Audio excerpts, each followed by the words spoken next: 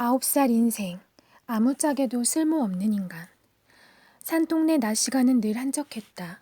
어른들은 일을 하러 가고 아이들은 숲으로 몰려가 버리기 때문이었다.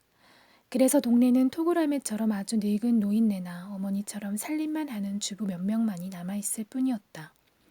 물론 그 밖에도 대낮에 집에서 어슬렁거리고 있는 사람들이 아주 없지는 않았다. 이런 사람들은 대체로 동네 어른들이 아무짝에도 쓸모없는 인간이라고 부르는 부류들이었다. 그리고 아무짝에도 쓸모없는 인간 부류 가운데 대표적인 사람이 골방 철학자였다. 골방 철학자는 신기종네 바로 뒷집에 살고 있었다. 그는 별명답게 하루 종일 골방에만 처박혀 있을 뿐 도무지 바깥 출입이라곤 하지 않았다. 그래서 나는 이사 온 지 꽤 오래 지나도록 그를 보지 못했다. 물론 나는 이미 동네 아이들을 통해 골방 철학자에 대한 얘기들을 많이 듣고 있던 터였다. 동네 아이들은 그를 미치광이라고 하였다. 미쳤기 때문에 골방에 갇혀 있는 거야. 하지만 가끔씩 몰래 골방에서 빠져나오기도 해. 나는 개울가에서 골방 철학자를 몇 번 본 적이 있어. 휘죽휘죽 웃으며 손짓을 하더라고. 재수없게 스리. 검은 제비는 이렇게 말하며 이빨 사이로 침을 찍 뱉었다. 골방은 알겠는데 철학자는 또 뭐야? 철학자? 그건 말이야 미치광이란 뜻이야. 그 사람 정말 미쳤어? 넌 미친 사람을 한 번도 본 적이 없구나. 미친 사람은 모두 혀가 파랗거든. 골방 철학자도 마찬가지야. 내가 보니까 입술까지 파랗더라고. 아무튼 골방 철학자는 아무짝에도 쓸모없는 쓰레기야. 검은 제비는 어른들처럼 말하며 낄낄 웃었다. 그러나 이상하게도 기종이만큼은 그를 미치광이라고 생각하지 않았다. 기종이는 검은 제비가 없는 자리에서 내게 이렇게 말했다. 검은 제비 새끼는 순 공갈꾼이다. 골방 철학자는 절대로 미치광이가 아니야. 나는 골방 철학자하고 직접 말을 해본 적도 있다. 골방 철학자의 정체는 기종이는 아차하는 표정으로 입을 다물었다. 뭔데? 말할 수 없다. 왜냐하면 이건 비밀이거든. 아무에게도 말하지 않기로 맹세까지 했다. 기종이의 표정은 사뭇 비장했다. 미안하게도 나는 정말 이 비밀만큼은 털어놓을 수 없다. 이 약속을 어기면 나는 죽게 된다. 이건 그만큼 중요한 비밀이기 때문이다. 네가 내 목을 조르더라도 나는 말할 수 없다. 아니, 네가 뜨거운 부지깽이로 내 몸을 지진다 해도 어쩔 수 없어. 내가 뭐 때문에 기종이에게 그런 가혹한 짓을 하겠는가. 나는 네 목을 조르지도 네 몸을 부지깽이로 지지지도 않아. 그럴지도 모른다는 말이야. 절대로 그렇지 않아. 하지만 너는 궁금하잖니? 아니, 전혀 궁금하지도 않아. 이건 엄청난 비밀이다. 때문에 나는 도저히 이 비밀만큼은 말할 수 없는 거야.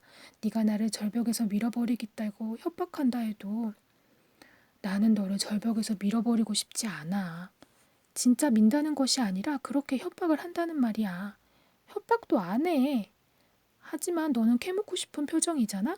내 목에 칼을 들이대서라도 말이야. 알아서는 안 될 비밀을 내가 뭐 때문에 알려고 하겠어? 왜냐하면 이건 엄청난 비밀이기 때문이지. 이런 비밀은 누구나 알고 싶어 안달이 나기 마련이거든. 기종이는 힐끔 내 눈치를 보았다. 만일 간지럼을 태운다면 나는 어쩔 수 없이 말하고 말 거야. 나는 간지럼에는 무척 약하기 때문이다. 하지만 그건 고문을 당했기 때문에 어쩔 수 없이 말한 거야. 나는 최후까지 버틴 셈이지. 나는 너한테 그런 고통을 주고 싶지 않아. 기종이는 푹 한숨을 내쉬며 나를 원망스럽게 흘겨보았다.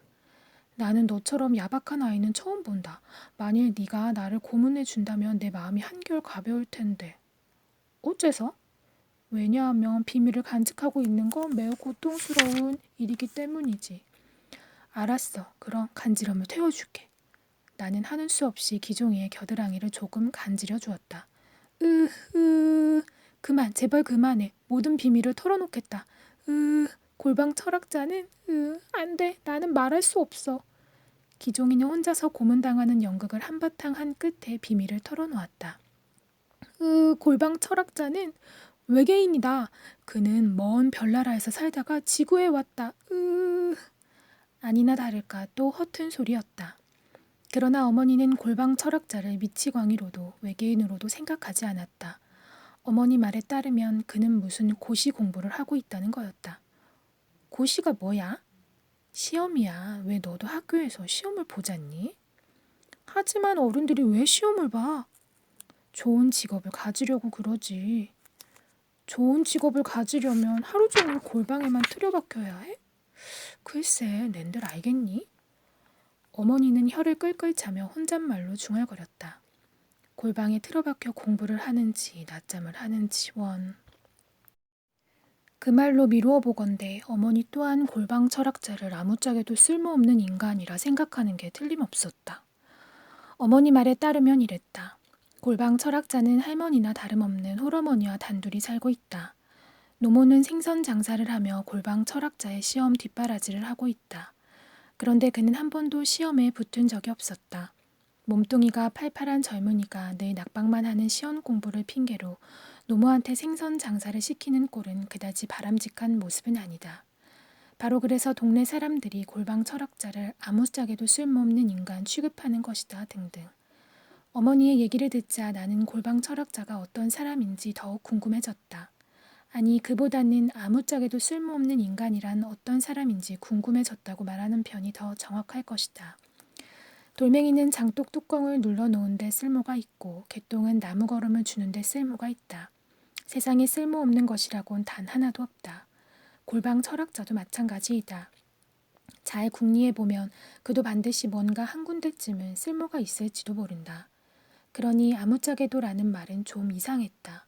아무리 궁리해봐도 정 쓸모가 없다면 골방 철학자더러 돌멩이 대신 장독 뚜껑 위에 올라가 있으라고 하면 되지 않는가.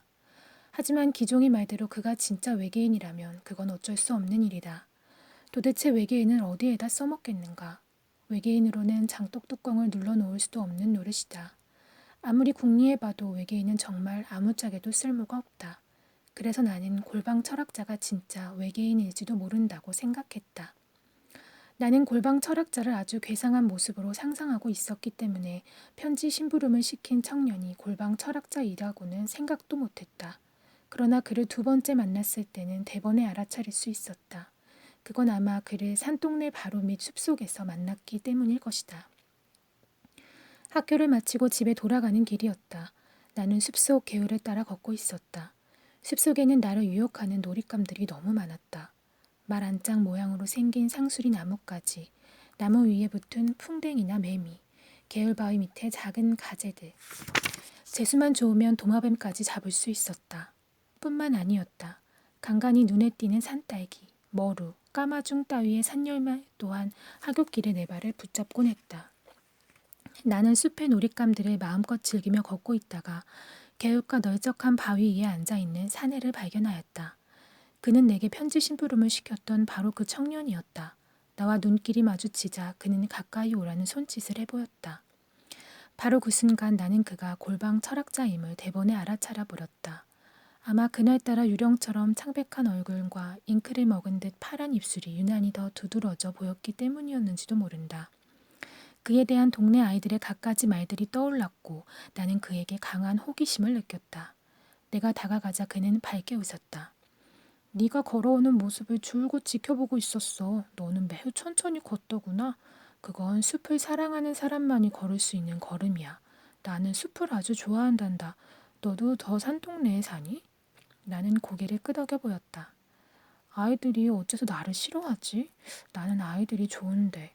이 자리에 앉아서 많은 아이들한테 손짓을 해보였어. 하지만 나한테 가까이 오는 아이는 좀처럼 없었지. 아이들은 나는 좀 망설였지만 호기심이 너무 동했으므로 이내 솔직히 말했다.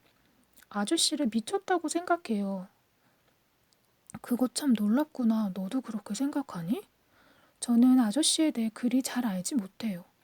하긴 내가 좀 남달라 보이기는 할 테지. 사람들은 특이한 사람을 때로는 미친 사람으로 착각하기도 한단다. 그럼 아저씨는 특이한 사람이에요? 그렇게 보인다는 뜻이야. 하기야 내게 특이한 점이 없지는 않지. 이를테면 나는 일을 하지 않거든. 우리 아버지는 일하지 않는 사람을 좋아하지 않아요. 그러자 그는 벼랑간 화를 발칵 내었다.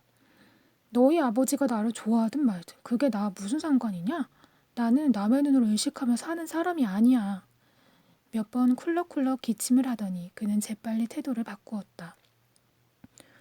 미안하다 이놈의 기침 때문에. 너한테 화를 낸 게 아니야. 이 기침한테 화를 낸 거지. 기침은 아주 성가신 거야. 그는 교활하게 웃었다. 나는 동네 사람들이 나를 비웃는다는 걸 잘 알고 있어. 하지만 사람들은 내가 일을 하지 않기 때문에 비웃는 게 아니라 돈을 못 벌기 때문에 비웃는 거야. 그래, 나는 분명 돈 버는 일을 하지는 않아. 하지만 꼭 돈 버는 일만 중요한 게 아니야. 나는 정말 많은 일을 한단다. 아저씨는 무슨 일을 하는데요? 우선 나는 공부를 하지. 공부는 가장 유일한 일이지. 시험 공부요? 아니, 난 시험 공부 따위는 하지 않아. 가만. 그런데 너는 어째서 내가 시험 공부를 하고 있다고 생각한 거지? 넌 나에 대해 뭘 알고 있니? 동네 사람들이 하는 얘기를 죄다 들은 게로구나. 내 심부름을 해줄 때부터 너는 내가 누군지 알고 있었니? 그 여자한테 나에 대한 이야기를 죄다 늘어놓았니? 아니요, 그런 일은 없었어요. 어쨌든 나를 그렇게 빤히 쳐다보지 마. 아이놈들 가슴속에는 도대체 호기심밖에는 없는 모양이지? 젠장. 그는 또 화를 내었다. 그러더니 몇 번 기침을 했다. 아니, 미안하다. 기침 때문이야. 기침은 정말 짜증나는 거야. 사람들의 편견은 꼭 가래침 같단다. 칵 뱉어버리고 싶지만 몸구멍에 찐득찐득 달라붙어 뱉을 수가 없지. 너는 이런 심정을 도무지 이해 못할 거야. 심정은커녕 그의 말조차 이해할 수 없었다. 하지만 어쩐지 그가 불쌍해 보였다. 골방 철학자는 중얼거렸다. 세상에는 속물들이 너무 많아. 속물이 뭐예요? 오직 배 채울 궁리를 하는 인간들 말이다. 그런 인간들이 바로 속물이지. 얘 저기 개미떼 좀 봐라. 빵 부스러기에 달라붙어 우글거리고 있잖니? 속물이란 바로 저 개미떼 같은 거야. 물론 저 빵 부스러기는 바로 내가 던져준 것이지. 나는 개미떼들이 모여들어 발버둥 치는 꼴을 즐기는 거야. 나는 개미들을 동정하듯 속물들을 동정한단다. 속물들은 입다기보다는 불쌍한 사람들이야. 나는 그들이 불쌍해서 눈물까지 난단다. 하지만 그는 슬퍼하는 대신 화를 내고 있었다. 그러나 그를 힐끗 쳐다본 순간 나는 멈칫하지 않을 수 없었다. 개미떼를 내려다보고 있는 그의 눈에 진짜 두 줄기 눈물이 흐르고 있었기 때문이었다. 그는 주머니에서 빵 부스러기를 꺼내 개미떼 앞에 흩뿌려주며 중얼거렸다. 그건 내게 하는 말이라기보다는 개미떼에게 하는 말처럼 들렸다. 나는 정말 외롭단다. 특이하기 때문에 외로운 거지. 그래서 나는 슬픈 거야. 그러더니 쿨럭쿨럭 기침을 하며 또 화를 냈다. 하지만 내가 너 같은 꼬마를 붙잡고 얘기를 하는 건 외롭기 때문이 아니야. 나는 이래봬도 대학까지 나왔어. 산동네에서 대학 나온 사람은 나밖에 없지. 넌 어째서 아직까지 가지 않고 내 곁에 앉아있니? 너는 나한테 뭔가 얘기거리를 캐낼 속셈이지. 그래서 온 동네에 나에 대해 입방아를 찍고 다니려고 말이야. 저리 가. 나는 아이놈들이라면 아주 질색이야. 미치광이까지는 아닐지 몰라도 심한 변덕쟁이인 것만큼은 틀림없다고 나는 생각했다. 어쨌든 외계인은 아닌 듯 싶었다. 호기심이 시들해지자 그의 변덕스러운 신경질을 받아주기도 고역스러워 나는 그의 곁을 떠났다. 다음날 하굣길에서 또 골방 철학자를 만났다. 나는 그와 눈길을 마주치지 않으려 시치미를 떼고 걸었다. 그러나 그는 나를 덥석 안아매고는 개울가 너럭바위 위로 데려갔다. 나요 나! 나는 끌려가지 않으려고 발버둥 쳤지만 발이 땅에 닿지 않으니 버틸 수가 없었다. 비록 하는 짓은 어른답지 않아도 그는 나보다 2배는 더 큰 어른의 몸뚱이를 가졌던 것이다. 나는 맥없이 끌려온데 화가 나서 고래고래 고함을 질렀다. 사람 살려! 사람 살려! 미치광이가 나를 잡아먹는다! 그는 큰 손으로 내 입을 틀어막았다. 조용히 해. 그러지 않으면 정말 너를 잡아먹겠어. 나는 입을 다물었다. 그의 위협에 겁을 먹었기 때문이 아니라 그의 하얀 손이 내 입을 틀어막고 있는 게 싫었기 때문이었다. 그는 내 입을 주었지만 나는 여전히 화가 났다. 나는 한마디도 말하지 않았다. 어제는 정말 미안했다. 자, 이 건빵 좀 먹을래? 저런, 화가 단단히 났구나. 마치 허물을 벗은 것처럼 그의 말투는 어제와 완전히 딴판이었다. 사실은 어제 너한테 저번 편지 심부름에 대해 묻고 싶었어. 그런데 그런 걸 묻는 건 무척 자존심 상하는 일이거든. 왜냐고? 그건 네가 커보면 자연히 알게 돼. 아 참, 내가 아직 너한테 심부름싹 10원을 주지 않았지? 자, 여기 있다. 그는 남방 셔츠 윗주머니에서 10원짜리 한 장을 꺼내주었다. 받지 않으면 더 귀찮아질 것 같아 나는 일단 받아두었다. 그는 안심하는 표정으로 내게 물었다. 편지는 잘 전해줬니? 네. 다른 말은 없었고? 네. 더러운 개수작 하지 말라는 말은 차마 꺼내지 못했다. 넌 그 집에서 오랫동안이나 나오지 않더구나. 그 여자 무슨 얘기를 나눴지? 편지를 전해주려고 오랫동안 기다렸을 뿐이에요. 나는 그가 시시콜콜 캐묻는 게 귀찮아서 이렇게 거짓말을 둘러댔다. 그는 고개를 끄덕이고는 바지 뒷주머니에서 편지를 꺼냈다. 한 번만 더 심부름을 해주겠니? 그런 심부름은 이제 그만두겠어요. 왜? 그 여자가 너를 야단치든? 아니요. 하지만 그 편지는 그 누나를 화나게 만들었어요. 그리고 저는 이제 다시 편지 심부름을 하지 않겠다고 약속했어요. 화를 냈어? 네, 그것도 많이요. 그는 금세 침통해졌다. 어쨌든 이 편지를 전해다오. 싫어요. 이 자식이. 그는 내 목덜미로 덥석 잡아주었다. 한 차례 때리겠다는 듯이 표정이 험상궂었다. 내가 전혀 두려워하는 기색을 보이지 않자 그는 교활하게도 장난이었어 하며 웃었다. 나는 일어섰다. 저는 가겠어요. 앉아. 가겠어요. 앉으라고 했잖아. 그는 버럭 고함을 치더니 이내 쿨럭쿨럭 기침을 했다. 내가 다시 자리를 아예 앉은 것은 그의 고함 때문이 아니었다. 그가 기침을 하며 중얼거렸던 소리 때문이었다. 쌍년 죽여버리겠어. 가래 끓는 기침에 섞인 그 목소리는 너무 섬뜩했다. 그가 정말 그렇게 할지도 모른다는 생각이 들었고 윤희 누나를 보호해야 한다는 사명감도 떠올랐다. 편지를 전해줄게요. 간신히 기침을 가라앉힌 골방 철학자는 한참 동안 넋이 빠진 사람처럼 멍하니 있더니 이윽고 나직하게 한숨을 쉬었다. 그만둬라. 하지만 뭐냐? 편지를 전해주지 않으면 그 누나를 미워할 거잖아요? 미워해? 내가? 아니야. 나는 도저히 그럴 수 없을 게다. 그러면 왜 죽여버린다고 말했어요? 그건 화가 났기 때문에 한 말이지 진심이 아니야. 또 기침 때문에 화가 났던 거예요? 기침은 성가신 거지 화를 돋구는 건 아니야. 그럼 그 누나 때문에 화가 난 거예요? 그는 나를 물끄러미 바라보더니 한숨을 쉬었다. 얘야, 너도 어른이 되어 보면 세상에 화가 나는 일이 얼마나 많은지 이해하게 될 거야. 하지만 다른 사람한테 화를 내게 되는 일이 있어도 그건 결국 자신한테 화를 내는 거란다. 자신이 밉기 때문이지. 바로 그렇기 때문에 사람은 자신이 미워지지 않도록 조심해야 해. 골방 철학자는 내가 보는 앞에서 편지를 갈갈이 찢어 개울물에 띄어버리고는 푹 한숨을 쉬었다. 그 속물적인 여자를 미워할 수 없는 속물적인 나는 진저리 처지도록 미운 거야.